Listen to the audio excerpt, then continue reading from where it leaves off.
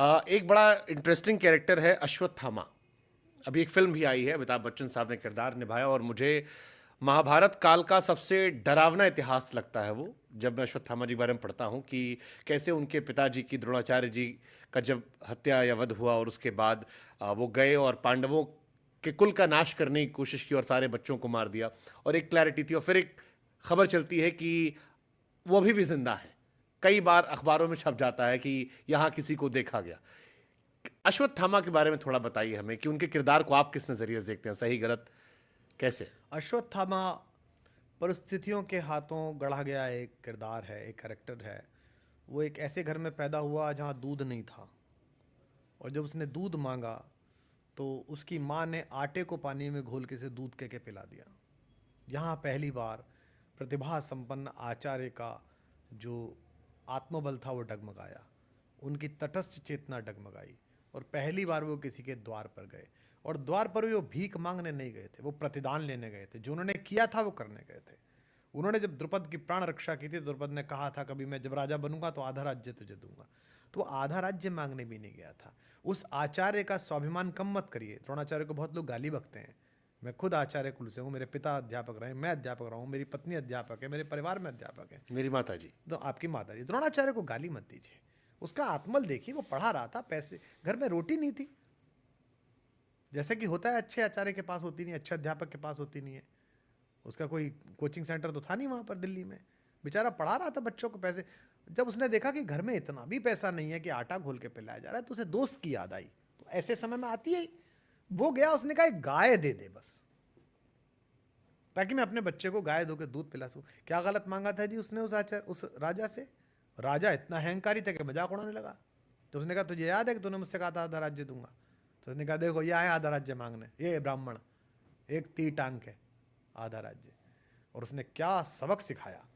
खुद नहीं जीता उसका पूरा राज्य, चेलों से जितवाया। फिर वो निकला और फिर जाके उसने हिंदुस्तान के सबसे बड़े राजवंश को कहा कि मैं अपनी सेवा देना चाहता हूँ। वो तो जानते ही थे पिता में भीष्म की कौन है, तो अद्भुत किस्म का धनुर्धर है। तो उन्होंने कहा ठीक है। यहां अश्वत्थामा की अपब्रिंगिंग प्रारंभ हुई।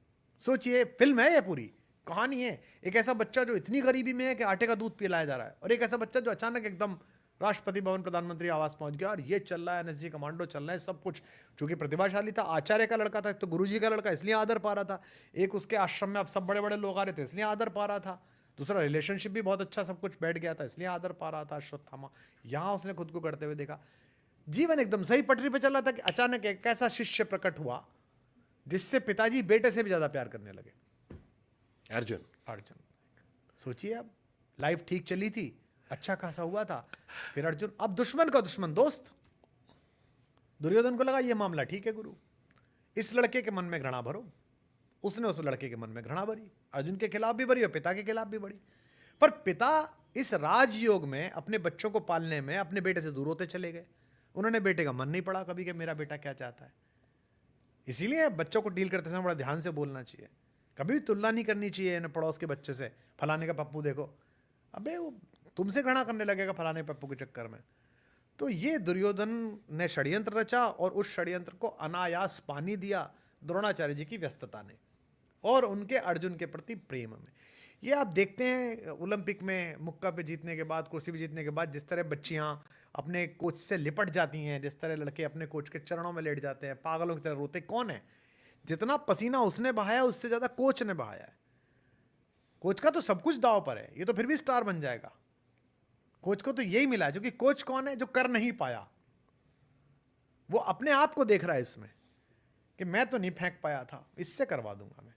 गुरु आचरेकर नहीं बन पाए थे सचिन तेंदुलकर, पर गुरु आचरेकर ने कहा यार मैं इससे करवा दूंगा। तो उन्होंने विनोद कांबली तैयार करा, सचिन तैयार करा। विनोद कांबली थोड़े नॉन सीरियस हो गए, सचिन सीरियस रहे, नाम हुआ।